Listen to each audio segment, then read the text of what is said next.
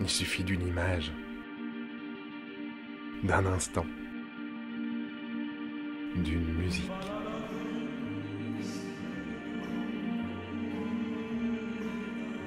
Et tout à coup, on est ailleurs, emmitouflé dans le noir, absorbé par les images qui défilent.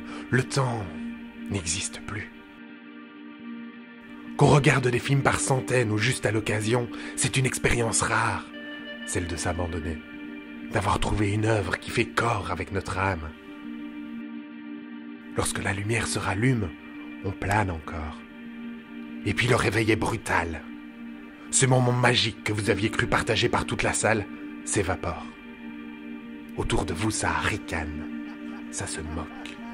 Ça parle d'un délire ridicule et absurde, d'une surenchère grotesque dénuée de sens, d'un navet pour demeurer qui leur a fait perdre 2 heures de leur existence. Mais qu'est-ce qu'ils n'ont pas compris? Comment peut-on passer à ce point-là à côté d'une œuvre? Qu'est-ce qu'ils peuvent être cons? C'est pourtant évident, tout est là, tout a un sens, tout déborde d'idées et de générosité. Comment ils ne peuvent pas le voir? Ça vous tue, ça me tue. Alors il faut que j'en parle. Il faut que j'en parle parce que ça fait des années que ça me tue.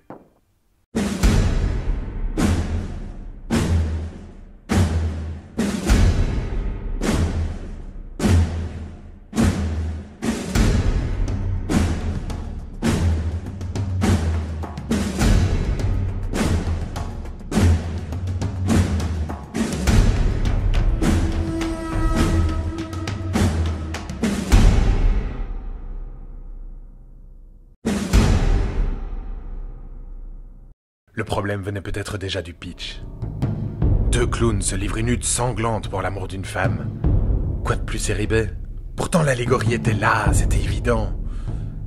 Sergio, c'est le franquisme. Sa première scène le place comme le patron illégitime du cirque. En todos los circos hay enanos. Pues en el mío no. Este no es tu circo, es el mío. ¿Estás seguro? Sa popularité et son autoritarisme lui permettent de dicter sa loi. La scène du restaurant élabore encore plus son personnage. Ce n'est pas juste un dictateur autoritaire, c'est un fasciste qui décide de ce qu'est le bon goût, de ce qui est drôle ou pas. Yo digo lo que tiene gracia aquí. Yo soy el payaso. Los niños vienen por mí. Yo doy de comer, gilipollas. Yo digo aquí lo que tiene gracia. ¡Me cago en Dios! Si on ne partage pas ses goûts, on est brimé. Estábamos aquí charlando. ¿Eh, Sonsole? Una armonía, un relax, una conversación y todo se va a la mierda porque un idiota no entiende el chiste. Si on s'y oppose ouvertement, on est puni. A mí no me gusta el chiste, Sergio. ¿No te gusta? Si on propose autre chose, on est censuré. ¡Ey! ¡Este es buenísimo! Va un inglés, un francés y un español. antiguo. Javier, de son côté, incarne les républicains, résistants face au régime franquiste. Son enfance marquée par la guerre civile d'Espagne et l'emprisonnement de son père par les nationalistes en fait directement un opposant au régime. Devenir le clown triste, en opposition au clown auguste qu'est Sergio, est également une conséquence de la guerre, comme le dit son père. No. Es mejor que seas payaso triste. ¿Por qué? Porque has sufrido demasiado. Viejo, tú nunca vas a tener gracia. Nunca has sido niño. Desde pequeño te has enfrentado con la muerte. Mais l'allégorie se perpétue également dans la fiction.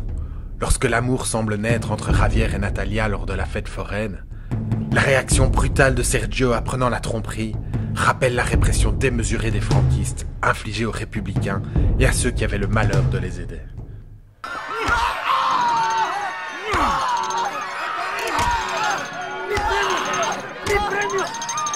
Difficile de ne pas voir le parallèle entre Javier et les révolutionnaires républicains après la guerre d'Espagne. Forcés de se cacher, de survivre avec ce qu'ils trouvaient pour ne pas finir capturés et torturés par le régime. La séquence presque surréaliste qui voit Javier s'enfuir dans les bois, survivre dans une grotte à l'état sauvage en mangeant des animaux, être capturé par un colonel franquiste pour finalement être humilié et dépossédé de son statut d'être humain est particulièrement explicite. Levántate, anda, levántate.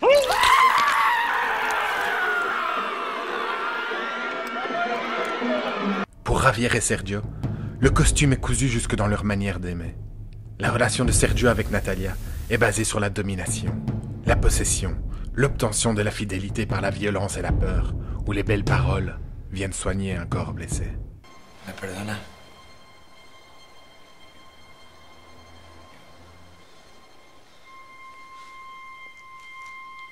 Perdóname, mi amor.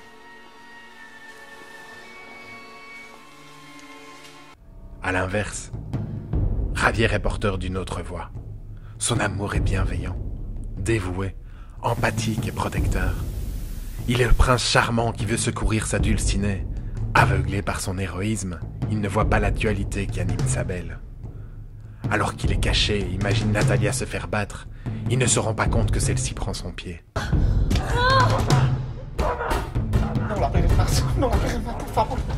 Natalia n'est pas juste une demoiselle en détresse attendant d'être sauvée comme le croit Javier. Elle est foncièrement amoureuse de Sergio et une partie d'elle prend plaisir dans cette relation masochiste. Nunca se ha sentido atrapado por un amor que sabe que va a acabar con usted y no puede evitarlo. À plusieurs reprises dans le film, celle-ci attisera même le conflit entre les deux parties, symbole d'une Espagne divisée et partagée entre les deux camps. Esto no está bien. ¿Tienes miedo? Sí. Conmigo todo sale mucho mejor. La séquence finale achèvera de faire de Natalia la représentation de l'Espagne. L'issue du combat, opposant les deux clowns, laissera Natalia anéantie, symbole d'une Espagne détruite et déchirée par des années de conflit.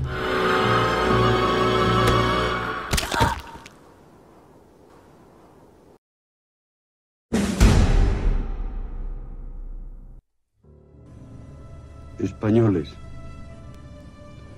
Franco ha muerto.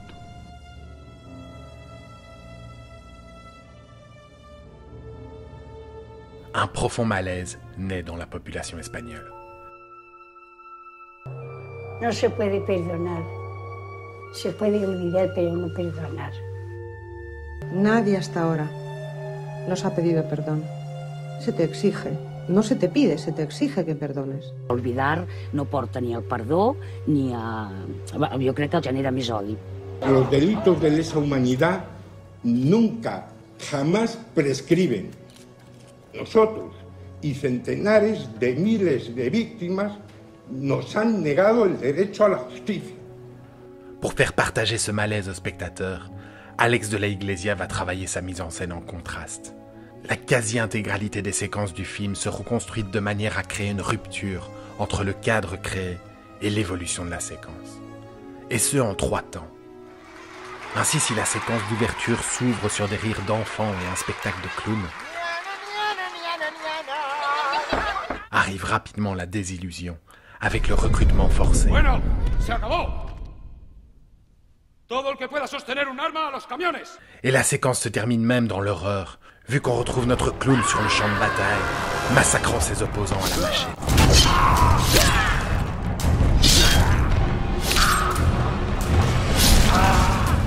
On retrouve ce contraste un peu plus tard, lors de l'arrivée de Javier adulte au cirque. Celui-ci est présenté de manière un peu cliché aux spectateurs, avec toute une troupe d'artistes en répétition permanente dans une ambiance de joyeux bordel.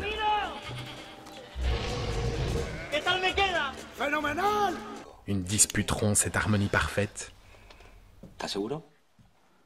Et finalement un échange annonce le massacre à venir. Porque si no fuera payaso sería un asesino. Pues yo también.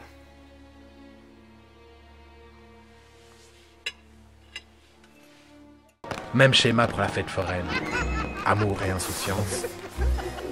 Découverte de l'idylle. Hommage à Old Boy et son art du marteau. Le moment le plus mémorable est certainement celui au cinéma, où Javier est hypnotisé par la chanson éponyme du film, interprétée par Raphaël. Alors que Javier est devenu monstrueux, ce passage hors du temps agit comme un moment de pure empathie pour le spectateur, qui retrouve derrière le monstre la douleur et la tristesse qui animent Javier.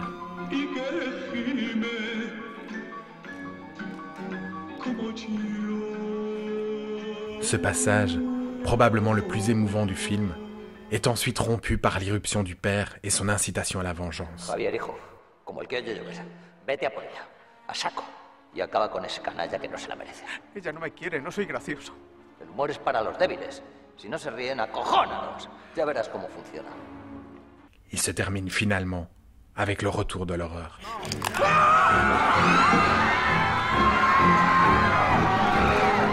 On peut également appliquer cette structure en contraste à l'évolution du personnage de Javier. Son apparente naïveté, sa gentillesse profonde, son air bonhomme et son physique de nounours poupon, dont on a envie de gentiment pincer la joue, sont loin de nous préparer au monstre qu'il va devenir. Ce contraste donne un sentiment de confusion au spectateur, qui voit en permanence les codes dont il est familier être détournés et pervertis. Ce mélange ininterrompu entre comédie, tragédie et horreur donne naissance au grotesque. Une esthétique caricaturale, à la fois excessive, drôle et terrifiante. Ce dialogue constant entre ces registres contradictoires participe à l'indétermination apparente du genre et appuie le sentiment de malaise voulu par Alex de la Iglesia.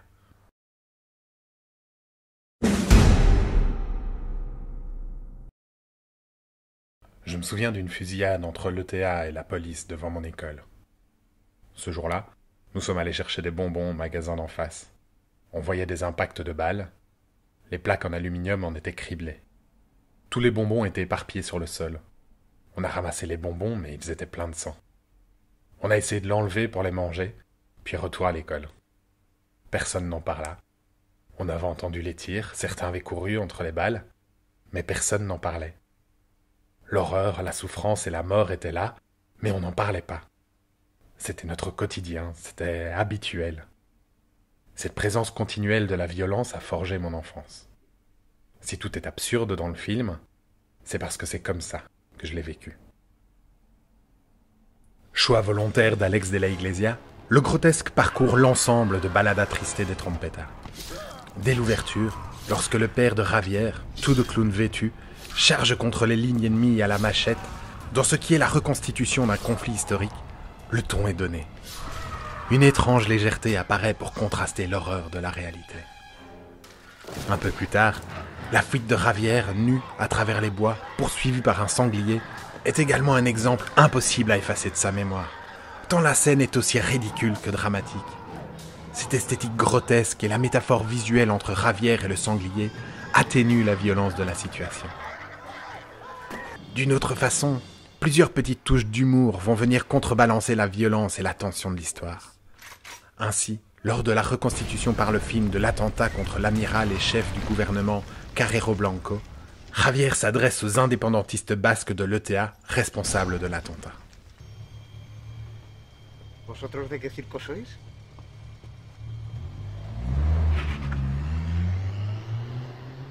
De manière plus explicite, De la Iglesia démontre tout son sarcasme dans l'arc du Ghost Rider, dont le film ne cesse de montrer ses tentatives pour voler en moto. Lors de la scène finale, le cascadeur veut mettre fin au combat entre les deux clowns et s'élance en moto pour rejoindre les autres en haut de la croix. Alors que le spectateur, habitué aux techniques scénaristiques de setup payoff, s'attend à ce que cette tentative influe sur le dénouement, le cascadeur s'éclate lamentablement contre le mur. Un autre moment mémorable est l'instant Francis Cabrel. Javier, défiguré et armé jusqu'aux dents, transporte sa peine et son désespoir à travers les rues de la capitale, menaçant les passants, fondant en larmes dans les bras d'un boucher portant sa viande. Le tout sur la Quiero a morir de Francis Cabrel.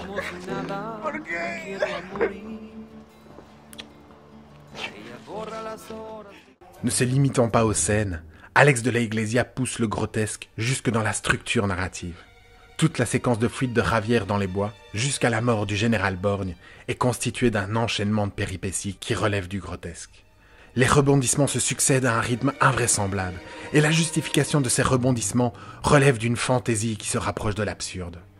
Ainsi, en l'espace de 10 minutes de pellicule, Javier se terre au fond des bois comme une bête. Il est capturé par le général Borgne, réduit à l'état de chien de chasse. Puis il agresse Franco, a une révélation mystique, s'automutile et tue le général Borgne. Cette séquence donne l'impression que le réalisateur cherche à mener l'esthétique grotesque à son paroxysme, à un tel point qu'elle pourrait sembler presque absurde. Cette absence apparente de logique génère chez le spectateur un sentiment déroutant et inquiétant. On pense avoir perdu le fil de l'histoire. L'esthétique grotesque contribue donc également à suggérer au spectateur ce sentiment de malaise que le réalisateur cherche à évoquer dans le film. Par ailleurs, le choix de clown pour représenter les deux antagonistes principaux n'est pas anodin. Le clown étant une figure grotesque en soi, dont la dynamique entre le clown blanc et le clown auguste relève d'un dialogue permanent entre le comique et le tragique. D'ailleurs, à l'instar des clowns, dont le jeu est basé sur l'exagération, Javier et Sergio ne semblent pas éprouver beaucoup de sentiments intermédiaires. Leur état et leur réaction sont toujours exaltés à l'extrême. Finalement, en utilisant le grotesque, De la Iglesia s'ancre encore plus dans une réalité espagnole, car il fait appel à un courant artistique national connu sous le nom de Esperpento, caractérisé par le recours permanent au grotesque.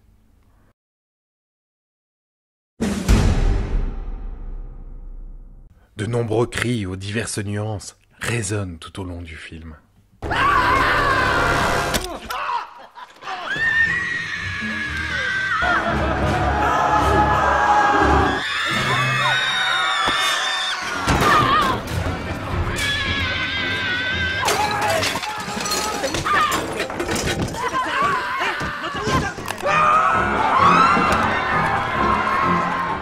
Ces cris, ce sont ceux du réalisateur, qui exorcise à travers son film un malaise personnel, celui du silence. C'est une colère adressée aux autorités espagnoles actuelles qui nient une partie des exactions commises durant la guerre civile et le franquisme, et contre tout un consensus national qui consiste à observer un certain silence autour de cette période de l'histoire. D'ailleurs, il n'hésite pas à mettre en scène ce silence, agissant encore une fois de manière contrastée en opposition avec les cris. Ainsi, dans la scène du restaurant, alors que Sergio a piqué une colère démesurée et frappé Natalia, toute l'assistance reste silencieuse, et la scène se poursuit, comme si de rien n'était. Ce silence montre la normalité de la chose, et renvoie au témoignage d'Alex de la Iglesia, entendu un peu plus tôt. Plus tard dans le film, comme un ultime retour de karma, ce sera Sergio qui s'emportera contre Natalia, lui reprochant d'être restée silencieuse et de ne pas l'avoir défendue. No, lo que me preocupa es que estás callado como una puta. Lo que no has dicho la verdad, ¿eh? Que vosotros me habéis dejado así.